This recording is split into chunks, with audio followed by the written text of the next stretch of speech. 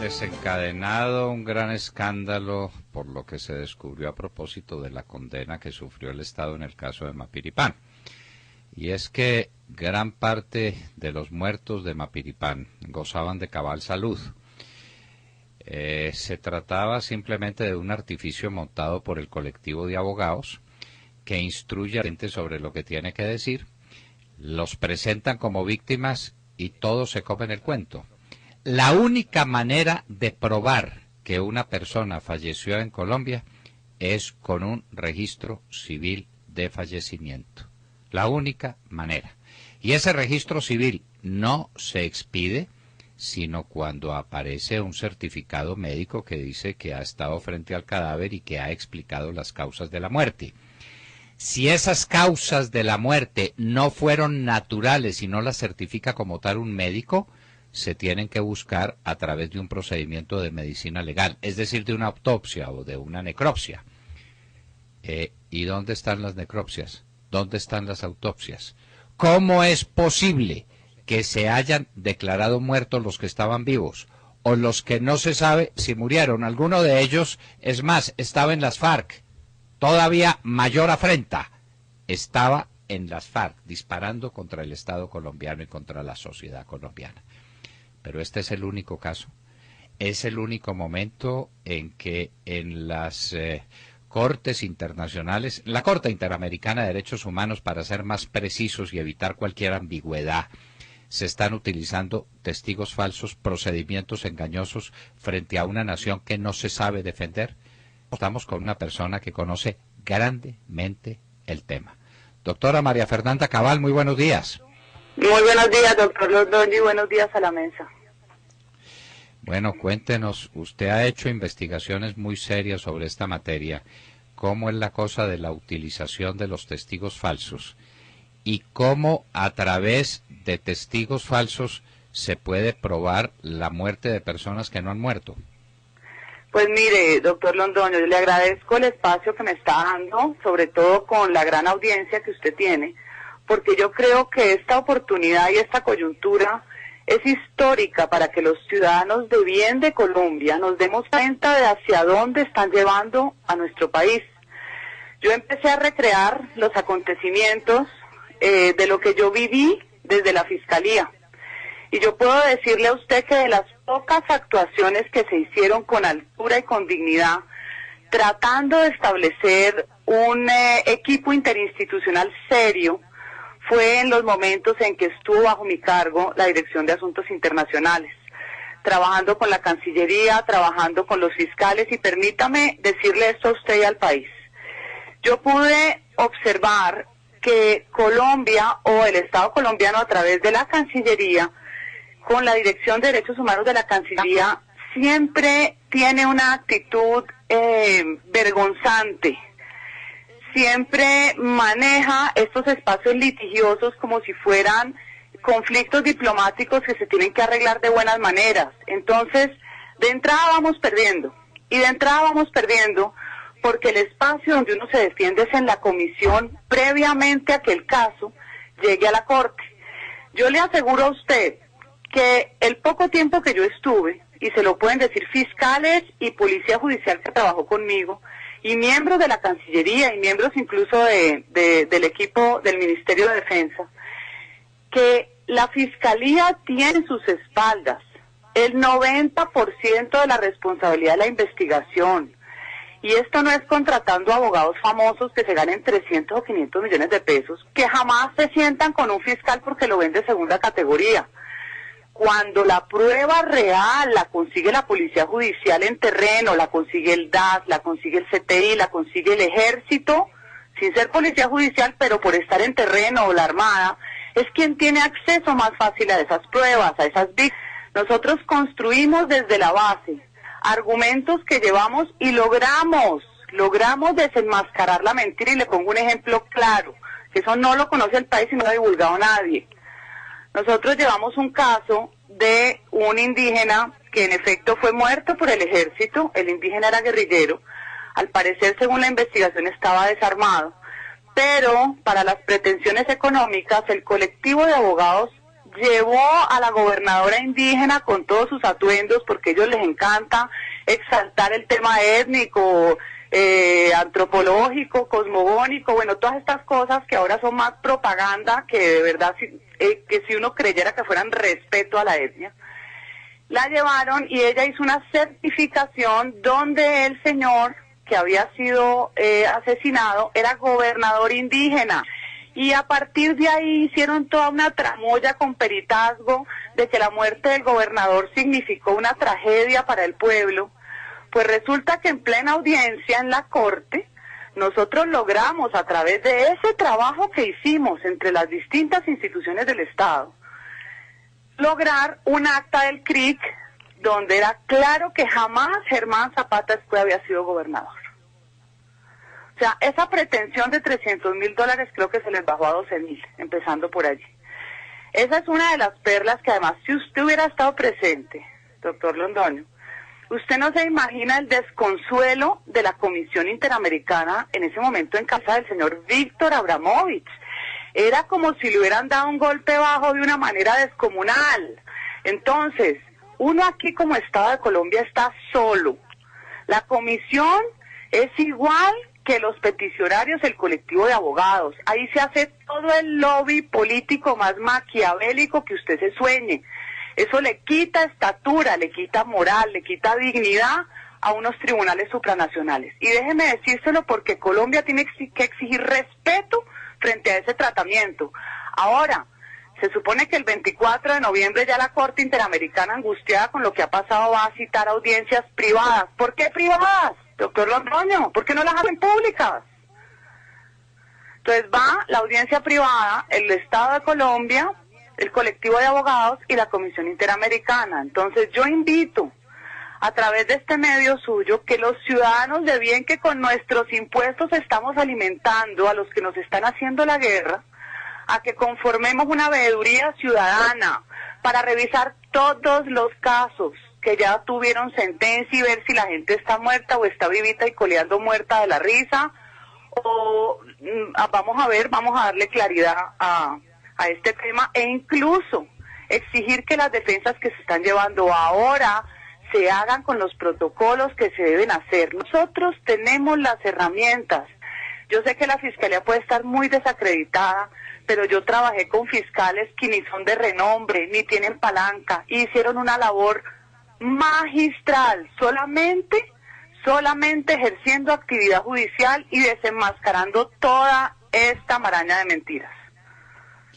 Doctora Cabal, cuéntenos una cosa, ¿cuánto le cobra el colectivo de abogados y la Asociación Colombiana de Juristas a las víctimas o a los beneficiarios de las demandas por las víctimas del Estado, supuestamente víctimas del Estado? ¿Cuánto les cobra como participación por la indemnización que les paga el Estado por orden de la Corte Interamericana de Derechos Humanos?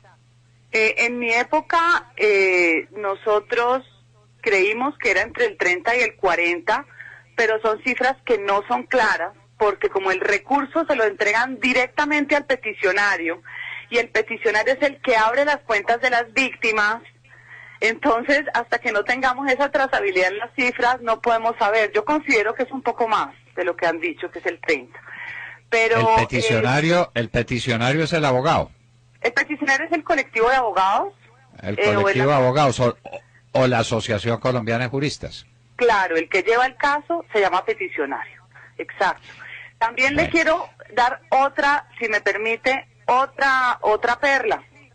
Ellos vienen desde hace mucho tiempo vendiendo la idea del genocidio cancuamo.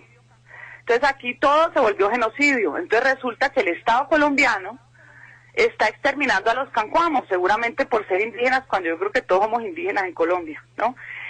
Empezaron con ese cuento del genocidio cancuamo, el genocidio pidieron medidas provisionales, primero cautelares, después provisionales. Claro que hubo un tema de muertes de cancuamos, pero si vamos al contexto del conflicto, ¿sí? Como les gusta hoy en día, que el conflicto para unas cosas pero para otras no aplica. Entonces el concepto del conflicto es muy claro, que los cancuamos, si sí participaron al lado de la guerrilla en secuestros muchas veces porque no tenían opción, estaban atrapados. Cuando entró el fenómeno paramilitar, ese sándwich hizo que también trabajaran para los paras, entonces era un hermano guerrillero y el otro hermano paramilitar. Nosotros logramos determinar con labor judicial de la Fiscalía, ¿sí?, que un señor cancuamo había asesinado a 70 de su propia etnia. Entonces, ¿cómo se tipifica ahí el genocidio? Claro. Si el autor del crimen es de la misma etnia, de la misma gente. Y cuéntenos otro detalle sobre un tema del que usted ha estado muy cercana. El tema de la población negra o afrodescendiente, yo no sé por qué a los negros no se les puede decir negros, no he podido entender nunca, de Curvaradó y Jiguamiandó, y del desplazamiento que ha producido allá la Comisión Intereclesial. ¿Quién ha protegido internacionalmente y eficazmente a esos pobres afrodescendientes perseguidos por las FARC con la ayuda de los de la famosa Comunidad de Paz de San José de Apartadó, del cura Giraldo y de Gloria Cuartas y de todos ellos? Pues es que, doctor Londoño, son los mismos con las mismas. Si aquí el Estado tuviera una visión estratégica de cómo lo están atacando por distintos flancos y entendiera que las formas de lucha perviven y entendiera que este país sigue en guerra, ¿sí? Y la guerra no es generalmente con fusiles. Son los mismos con las mismas. ¿Por qué? Porque la Comisión Intereclesial de Justicia y Paz, que es prácticamente la dueña y señora del territorio colectivo, haga de cuenta como los jesuitas de los bienes de manos muertas, antes de la época del general Mosquera, ahí nada se puede hacer ni se puede mover sin su consentimiento y con apoyo de organizaciones internacionales, que aquí las dejan en la Cancillería entrar como Pedro por su casa, a meternos banderas de los países de ellos, a no dejar entrar al ejército, y se lo demuestro con videos, a regañar a los soldados porque en vez de irse a ahogar al río, no pueden pisar el territorio de ellos. O sea, es una cosa que da, ojalá los colombianos conocieran esto, porque es que da grima. Vaya usted a hacer eso en un país extranjero a ver si no lo deportan y lo botan o lo meterán preso.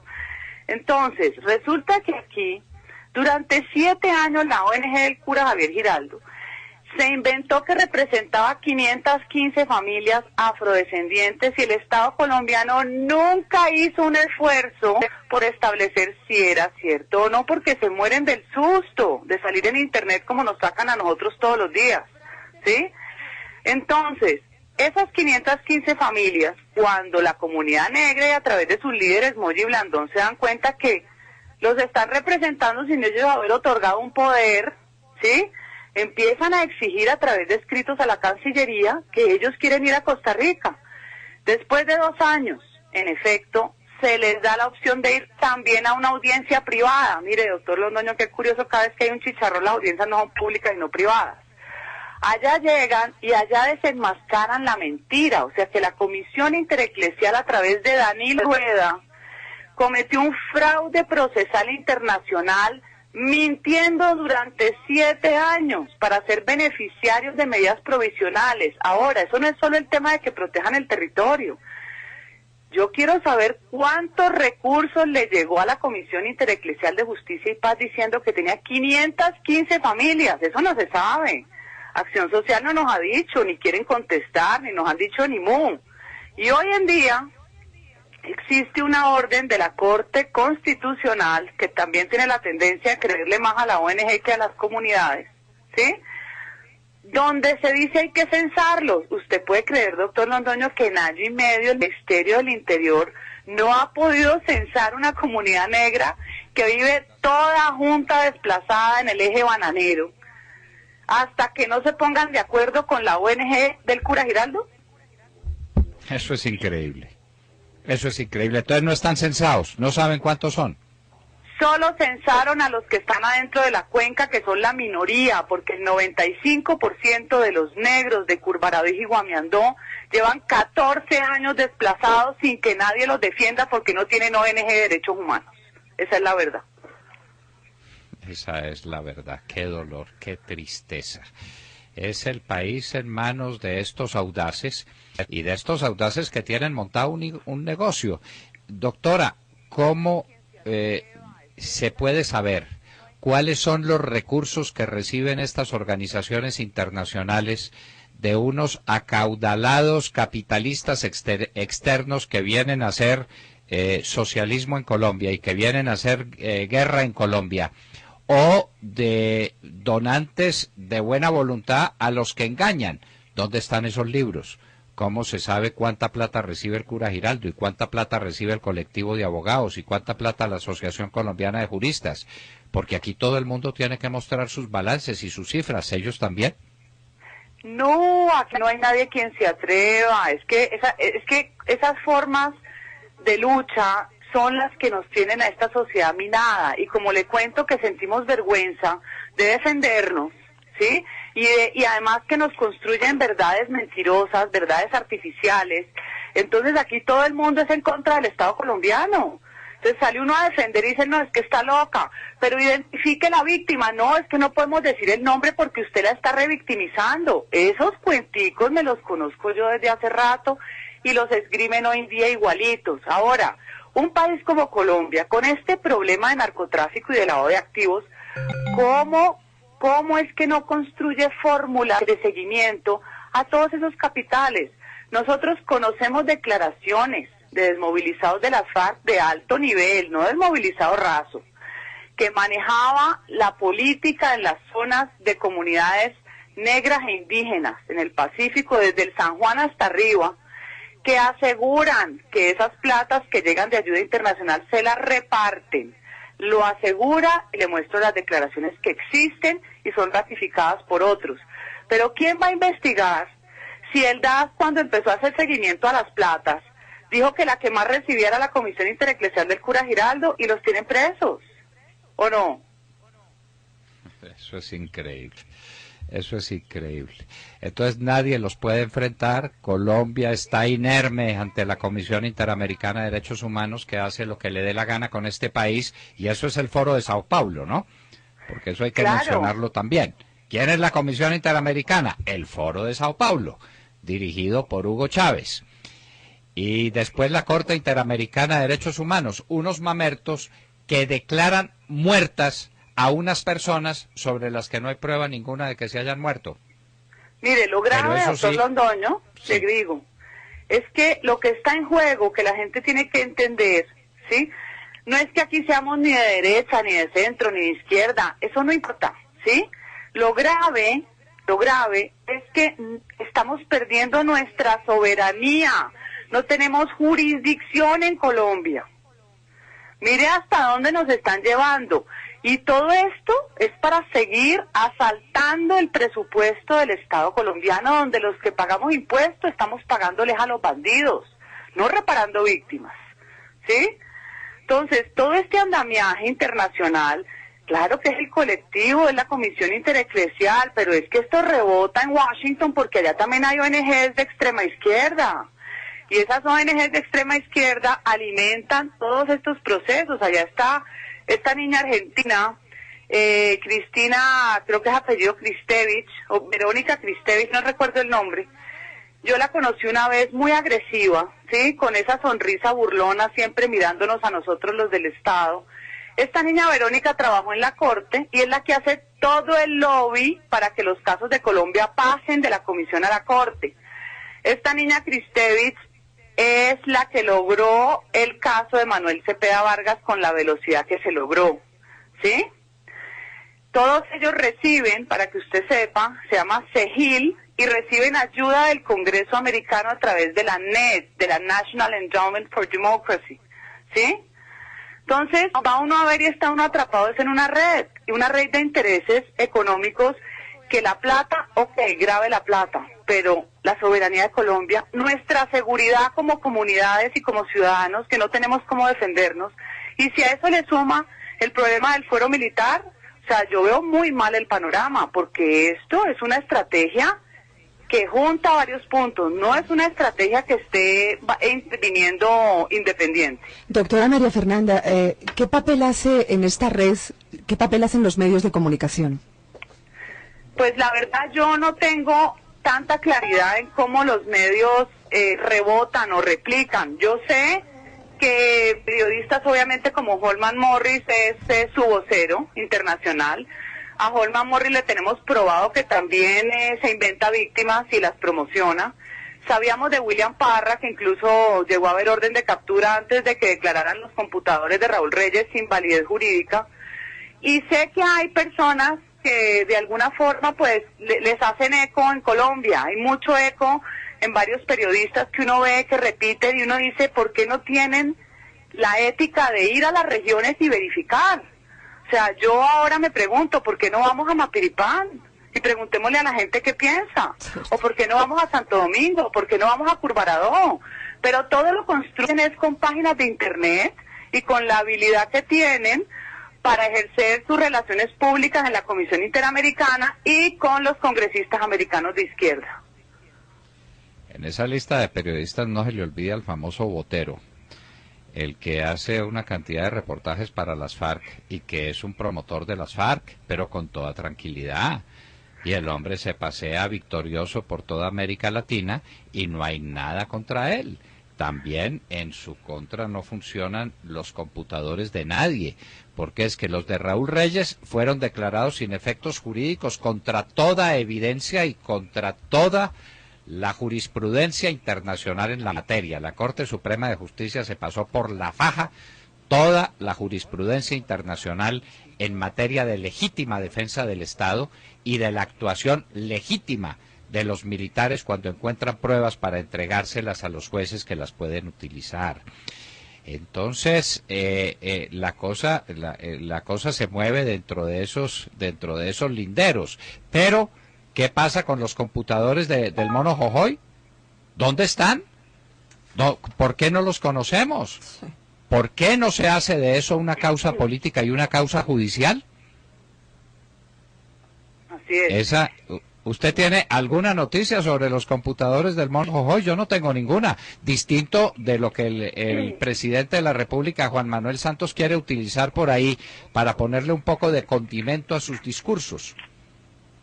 Pero imagínese que nos estamos enterando en noticias que la justicia norteamericana al parecer va a condenar al mayor traficante de armas del mundo, que es el señor Bolt, ¿sí? Sí. Que él es de la antigua Unión Soviética, no sé exactamente a qué república pertenece hoy en día él, y a él lo capturan es gracias a los computadores de Raúl Reyes. Claro. Entonces, para eso sí le sirven los computadores de Raúl Reyes a la justicia americana, pues la justicia colombiana no le sirven. Todo con un propósito evidente, que es dejar sin responsabilidad a las personas que estaban vinculadas con Raúl Reyes y con las FARC desde hacía tiempos, empezando por nuestra famosa Córdoba, la señora Córdoba, que sigue disputando en el Consejo de Estado y en la Corte Constitucional la posibilidad de volver al Congreso, haciendo caso omiso de las innumerables pruebas que militan en su contra.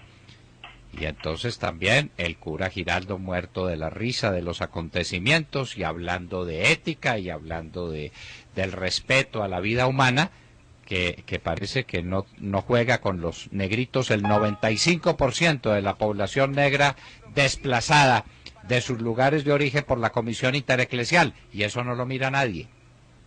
Eso no lo mira nadie porque él tiene el poder suficiente para hacer reuniones permanentes en todas las embajadas.